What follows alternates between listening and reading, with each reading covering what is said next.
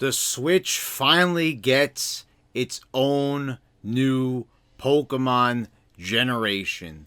Generation 8 Pokemon Sword and Shield. Now, this has been a game it's been talked about to say the least. I mean, you go on any message board, anywhere on YouTube, and you're going to see people talking about this game. Almost every single gaming channel has done a video on it, has done a review on it. But how about we take a look at what I've got to say about it? I've got quite a few things to say about this game.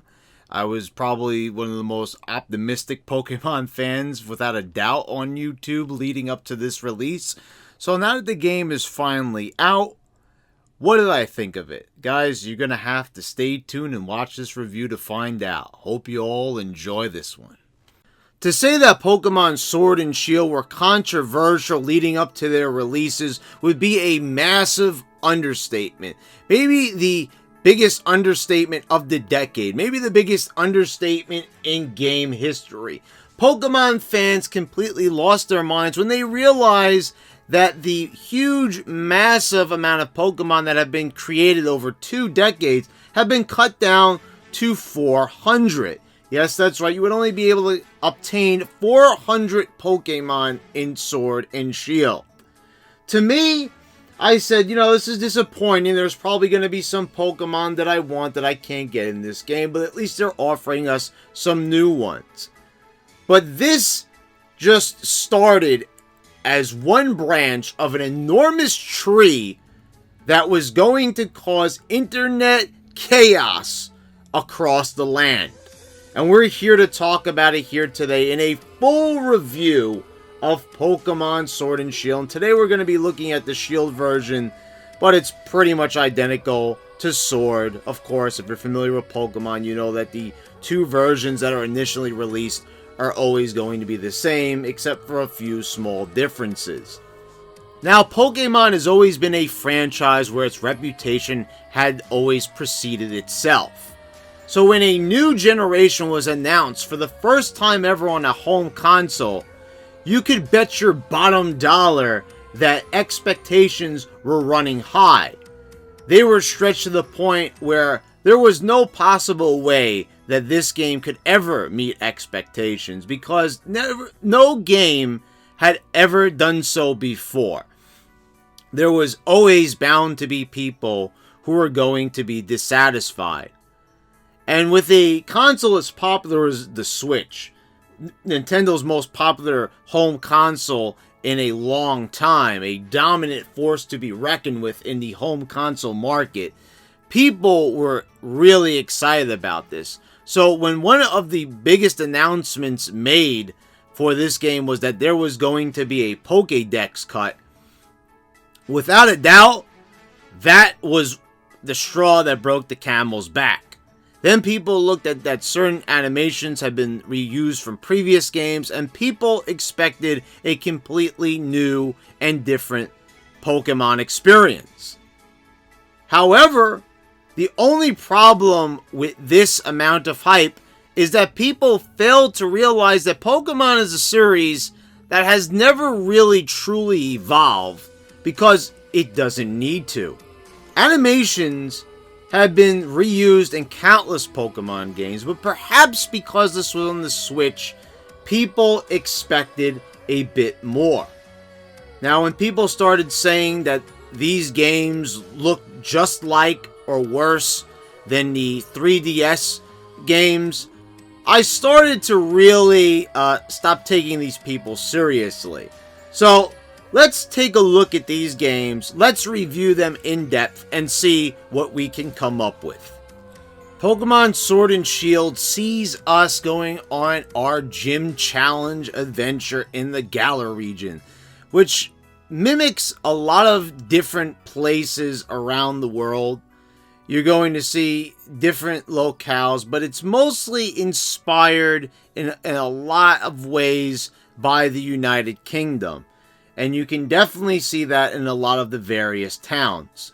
I think that there are some really interesting locations. There's a mystical forest. There is a snowy region. and you have these bustling towns. And one of my favorite locations is probably the mines. There's two different locations where there are mines, and there's just something about being inside this mine, the sparkling nature of it. It's very mysterious, and I really enjoyed this. And I said that when they showed it in the trailer.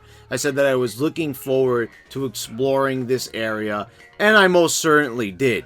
Now, the gym challenge is something that is new to this series. Now, they've brought back the gyms, but it's being done in a much different way. This is kind of like an event that leads up to a tournament, which all the gym leaders participate in. It's not really like going on a journey. Everyone in the Galar region is aware of your victories. They're aware that you're moving from gym to gym. So it works a little bit different. But I definitely enjoyed this a lot more than the drastic departure of the Island Challenge that saw you in Pokemon Sun and Moon going up against Totem Pokemon, which were just basically super powered versions of regular Pokemon. And then you would eventually face a trial captain, and then you would face the kahuna of that island. I wasn't a really big fan of this change, but it was a change that was welcome. You know, I want to see change in Pokemon. It's refreshing when you do see it, but the old formula is something that I really enjoy. So going back to gyms, it's funny. Once we left our comfort zone just a little bit as Pokemon fans, most people agree. They weren't big fans of the Island Challenge. They really didn't like it.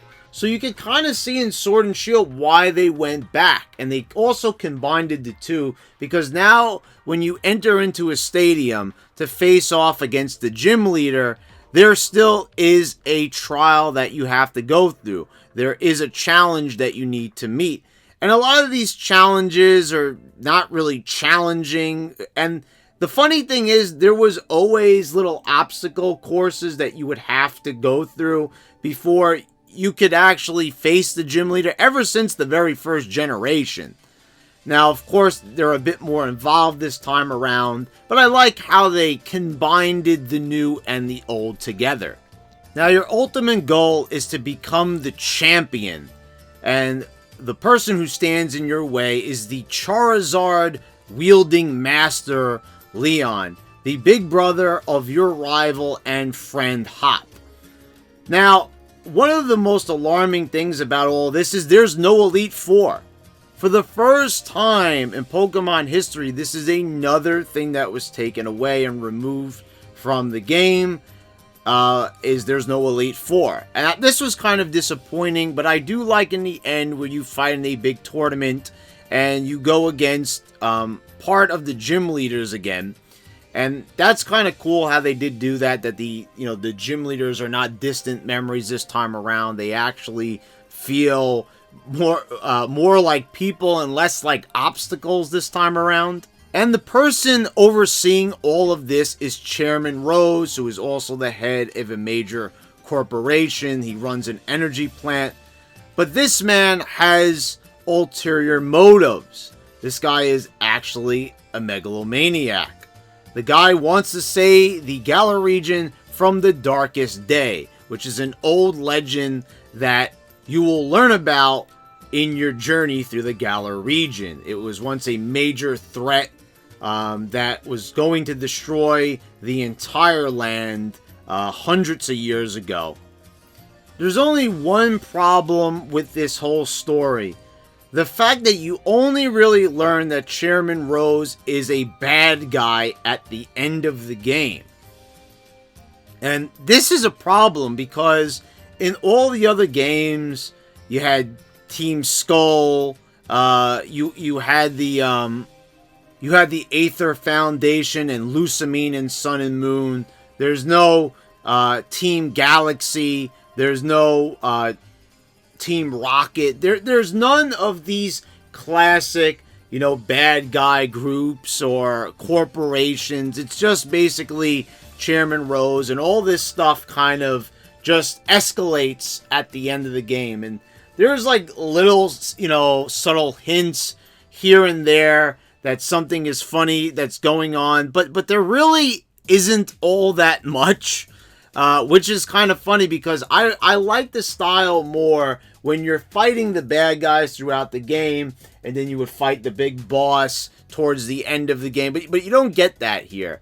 It's kind of like you just learn it at the end that basically Chairman Rose wants to unlock the power of Eternus, and he wants to use it to save the Galar region. He feels that he could save the Galar region even though there isn't going to be a threat for another 1,000 years. And this story just doesn't really do it for me. Now, I don't play a Pokemon game for story, but I do like the comical bad guys. I was a big fan of Team Rocket. I like Team Magma, Team Aqua, and Team Skull was definitely an entertaining bunch. So Chairman Rose definitely sits as one of the least likable bad guys, to say the least. Now, when I play a Pokemon game, I never really ever caught them all. I actually never have. It's way too time consuming. I can never find a person to trade with. So that was always a dream that has always gone unrealized by myself. However, this game definitely makes it more possible by having fewer Pokemon in it, but I am still not going to even attempt it. For me, when it came to Pokemon, I was always about just building a strong team, going through the main campaign storyline, doing the post-game stuff, and ending my adventure there. Once in a while, I'll go back for a second playthrough, but that's usually where my Pokemon adventure ends. And I'm a big fan, but, it's kind of just annoying busy work to catch all of these Pokemon. Usually when you go through the main campaign, you've pretty much seen all the Pokemon you're going to see. I'm not going to use all these Pokemon. I'm not a competitive player. I know a lot of people who are big Pokemon fans are, but the journey to being the champion is pretty much the aspect of Pokemon that I enjoy the most. And I love developing a team. I love swapping in and out different Pokemon until I get the team that is best for me. So I am not really that annoyed about the decreased Pokedex size. I caught a little bit over 100 Pokemon before I called it quits. And this was actually a lot more Pokemon that I have caught in previous memory. There is the wild area, which I enjoy. I think that this is a beautiful area. And I think anyone who is knocking the graphics of this game really needs to check out and look at all the different weather effects. And I think it's awesome that this is a nice little open world that you can run around in and check different things out. And this is why I'm going to be going back to Sword and Shield. And this was one of the selling points. I really like this idea of having a big open world that you can hunt down Pokemon. This is really cool. It kind of makes me think of the anime. Just a big landscape where Pokemon could literally be anywhere. And they don't even have to be in the grassy areas. They can just be walking around. And, what I liked was even when I was at the lower levels, when my Pokemon team was at the 20s, I'd bump into an Onix. And this Onix is level 35 and I have no way of defeating it. I go a little bit further and I find Pokemon that are in the level 50s. And, usually you would never be around any level 50 Pokemon because there would be, in-game barriers that would prevent you from going to these areas. The normal progression of the game would prevent this from happening. But this time around, it's like, hey, you want to wander too far, you want to be curious, go right ahead. But you might be sorry, and I like that. This kind of gave it a Breath of the Wild kind of feel, where you have to be careful where you journey because you might not be ready to enter this area yet. You may need to buff up your team a little bit more. You may need to move things around. You may need to prepare a bit more. And I like that idea. This made it feel like this Pokemon world was alive, that it was breathing, that there was danger ahead. And I felt like Ash Ketchum. And I felt like the protagonist in this game. I felt like I don't know what the journey lies ahead. I've never gone this far out into the Galar region before. I'm stepping outside my comfort zone. I'm doing something I never have before. And, you know, I don't know what to expect. And I think that that was awesome. And I don't think people are giving enough credit to the wild area and just what this game has to offer. And I think that it has a lot of content to offer. They may have cut out some content that could have otherwise been there. But I think that they have given us plenty to work with and plenty to enjoy. Another big omission was that of the Mega Evolutions, which was something that was introduced in X and Y and carried over to Sun and Moon. It was a really fascinating concept. What if you could go one step beyond evolution? What if you could take Charizard past his final form? And we got to see that, and people had grown accustomed to it over 2 generations of games, and we even got to see it in the Let's Go series as well. But in Sword and Shield we get Dynamax instead. Now this was something that I criticized when I first saw it in the Nintendo Direct. I said, wow, you know, all it is the Pokemon are growing really big. I mean, what originality.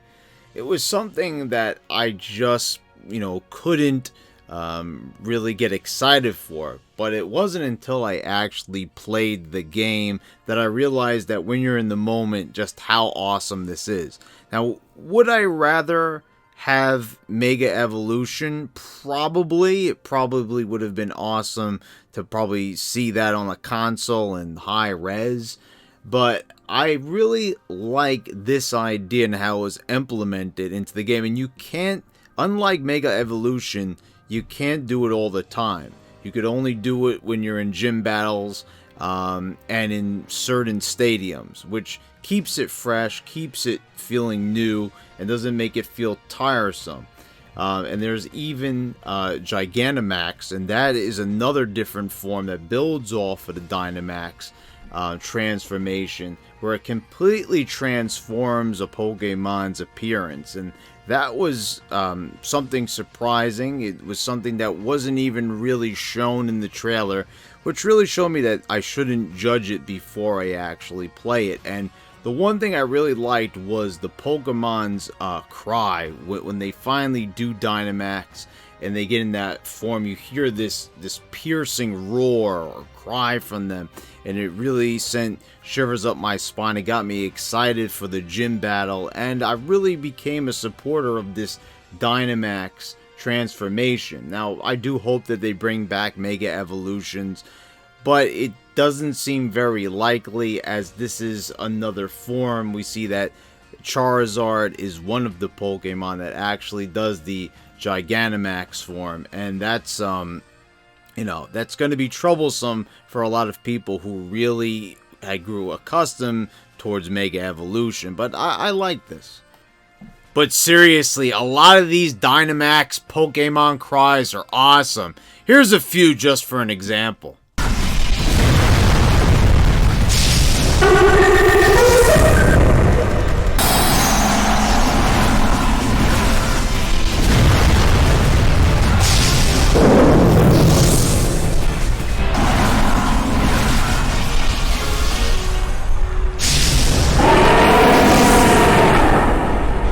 And how could I not talk about the music for this game? Now, surprisingly, Junichi Masuda, the normal music composer for the entire Pokemon series, has decided to sit this one out and giving the reins to a new team of music composers. My favorite track in this whole entire adventure is the gym music. Without a doubt, when you fight these gym leaders, I love this track. I'm going to play a little bit for you. I want you to take notice during the different stages of the battle as the Gym Leader loses Pokemon, how the music builds and it goes and rises to a massive crescendo, and it's just awesome to listen to. I like how they incorporated the crowd chants along with it. It sounds absolutely great. So here's a little bit of that track for you right now.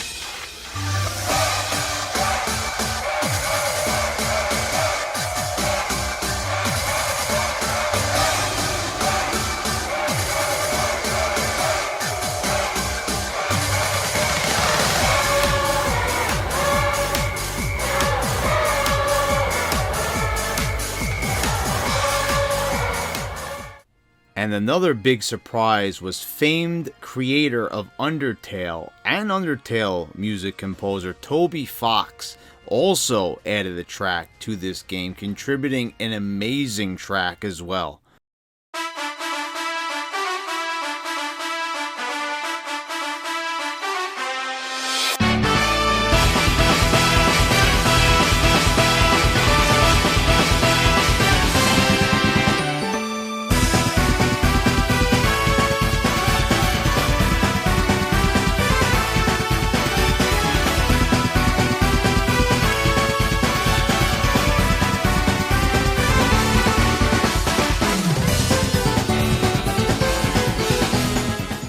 And does this track sound oddly like the X-Files theme?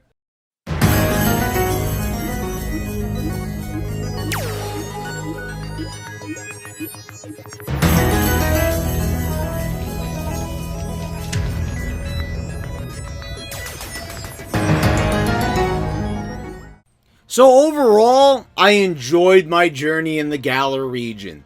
Now, there has been a lot of people hating on this game, a lot of people that are going to miss out on this adventure because they didn't get what they wanted out of this game. They figure because it was on the Switch, because it was on the more powerful console, that this game should have knocked their socks off, it should have wowed them, it should have fulfilled their wildest dreams. But then again, there is a little something called reality. We can't always get what we want. I know that we expect the very best from Nintendo and the very best from Game Freak, especially when it comes to a franchise like Pokemon. But we have to realize that this is a series that really hasn't evolved all that much. It's a series that doesn't really need to evolve. All it needs to do is make some changes that are big enough to be warranting a new sequel and a new generation. And I think Sword and Shield does that. They've given us the wild area, they've given us the gym challenge, which is different, and it combines different elements from the past games. We've got new Pokemon. So this is about usually how it goes when it comes to a new generation of Pokemon. There's not really a whole lot else that usually happens, so I don't really know what people were expecting. Now, I know that the Pokedex, people were expecting that all the Pokemon ever created to be in this game, but that would have been an insane amount of Pokemon. And to tell you the truth, aside from the very hardcore, I don't know if everyone would have taken the time to really catch them all, because that would have taken forever. I mean, it would have been extra content. It would have been nice to have it there. I'm not opposed to the idea. I'm not saying that I wanted the Pokédex to be cut. But it doesn't really affect me all that much. And since this is my opinion, I have to say that I really enjoyed Pokemon Sword and Shield. I got a lot out of it. I enjoyed the adventure. And I was never bored. So I have to give this game a recommendation. I have to say that this was a very good game. And I'm very happy that I picked it up for my Nintendo Switch. And I feel if you are a Pokemon fan, that you should too. And, you know, if you're someone who is a doubter, you never know. Playing this game, even though it may be against your Pokemon moral code, I think that you might be missing out on something truly enjoyable. And I think that you should probably listen to what I have to say, at least give it a try. And I think that you'll be pleasantly surprised. Anyway, guys, I hope you all enjoyed the review. Please subscribe if you haven't already. Click the bell so you get all the notifications when I post all my new videos. And thank you all for watching, guys. I'll see you next time.